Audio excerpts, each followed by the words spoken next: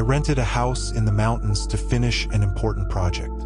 I've always been the type of person who gets distracted easily, so I thought the isolation would be ideal. The listing described the place as cozy and quiet, and the photos showed a wooden cabin surrounded by dense trees. It seemed perfect. The first few nights were peaceful. The absolute silence of the mountains was something I wasn't used to, but over time, it began to feel almost comforting. The only sound came from the wind passing through the trees and, occasionally, the rustling of leaves. On the third night, however, something changed. I was working late, trying to make the most of the distraction-free environment. It was a little past 1 a.m. when I heard what sounded like footsteps coming from upstairs. It took me a few seconds to process what I had just heard. The house was single-story. There was no second floor. My first reaction was to laugh nervously. It must be the wind, I thought. Maybe an animal on the roof? In that place, it was very possible. I tried to get back to work, but then I heard it again. Footsteps, clear and slow, as if someone were walking back and forth directly above me. This time, the sound made me freeze. It wasn't something vague or distant.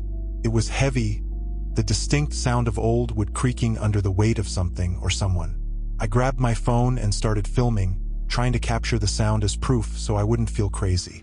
I waited for a few minutes, but everything went silent. I decided to ignore it, forcing myself to believe it was just my mind playing tricks after so many hours of work. The next morning, everything seemed normal. The light of day had the power to erase the nighttime fears, and I laughed at myself while having my coffee. But at night, the pattern repeated. Around the same time, the footsteps started again. This time, they were accompanied by something even more disturbing. The sound of something dragging on the floor. It was as if someone was pulling a chair or some heavy object just above me. Logic said it was impossible, but it didn't feel impossible. The sound was so real that I could feel the faint vibrations in the structure of the house. The next morning, I decided to investigate further. I looked around the roof outside, searching for signs of fallen branches or animals that could have caused the noises. But there was nothing. I called the owner and, trying not to sound paranoid, asked if there had been any history of strange noises. He laughed, as if it were a joke, and assured me that the house was safe and quiet. That night, everything got worse. I slept for only a few hours before waking up to the sound of footsteps directly above my room. This time, the footsteps weren't vague. They were moving toward me, and then the sound stopped. My breath caught in my throat when I realized that the absolute silence was even more terrifying than the noises. It was at that moment that I heard a new sound, droplets falling. A plop, plop, plop, as if something was dripping somewhere. I got out of bed, trembling, and went into the living room. That's when I saw it. Footprints. Wet footprints marking the wooden floor. They started at the corner of the room, where there was no staircase, and led to the front door. Each mark seemed fresh, as if someone or something had just passed through there. I didn't wait to see more. I grabbed my backpack and ran to the car, not caring to lock the door or turn off the lights. It's been a few weeks since I left. I don't know what happened in that house, but sometimes, when I'm alone in my apartment, I think I hear footsteps upstairs. The problem? I live on the top floor.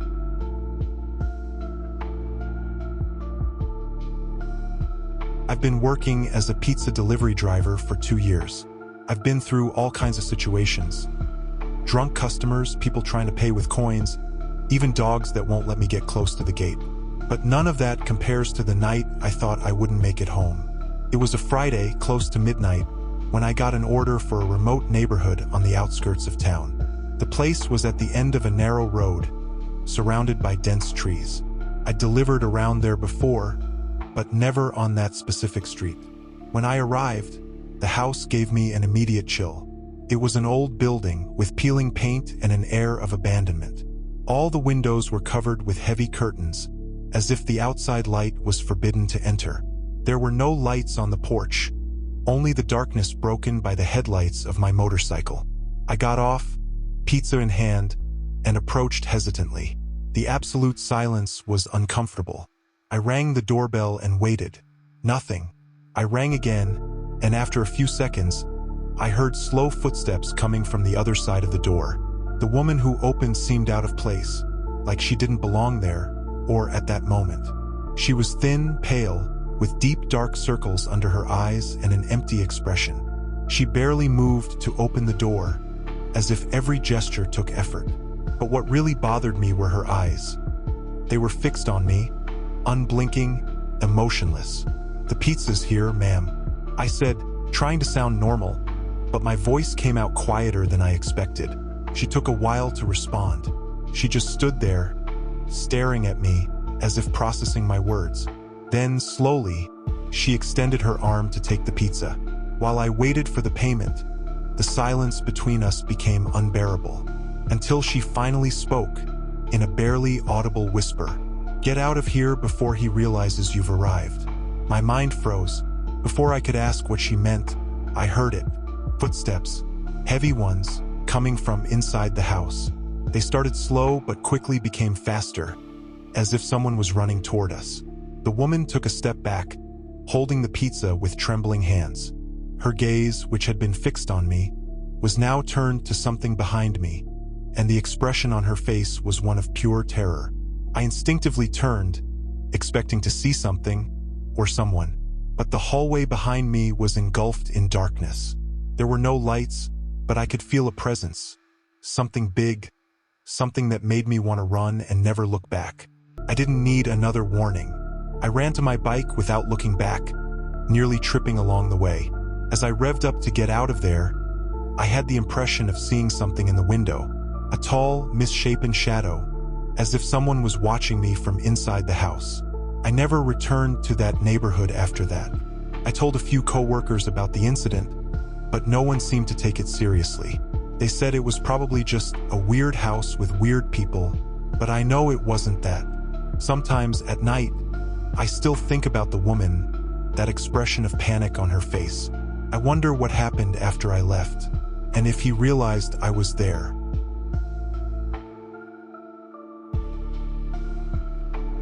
I'm not sure why I'm telling this. Maybe it's because, after what happened, I can't sleep properly anymore.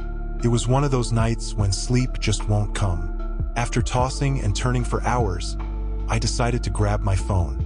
First, I opened social media, but everything seemed emptier and more boring than usual. Then, I got the idea to look through my old photos.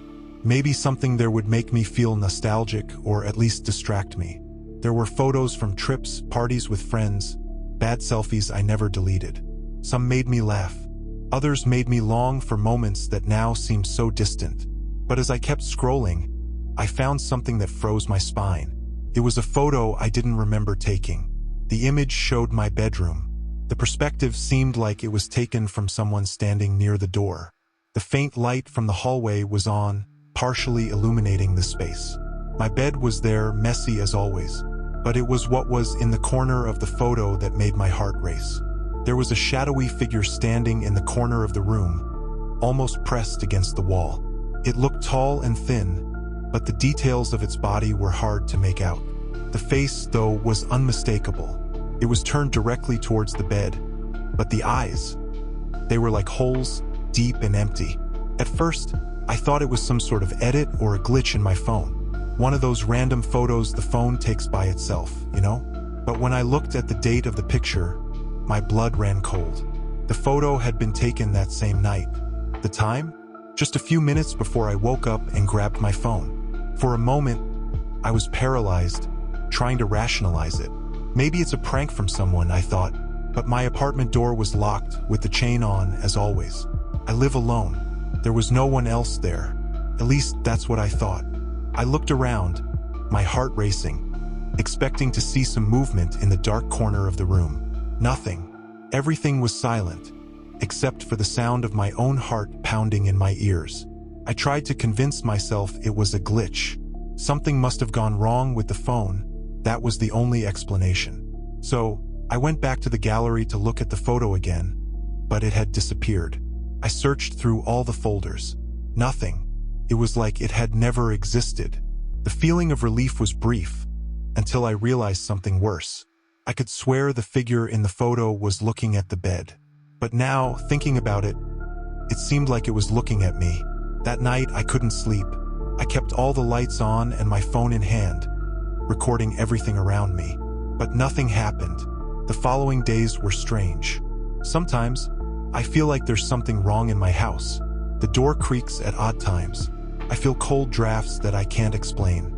And during the night, I always have the impression that something is standing in the hallway, watching me through the crack in the door. I no longer have the courage to look through my old photos. But if you ever find something on your phone that you don't remember taking, delete it immediately. Don't look again.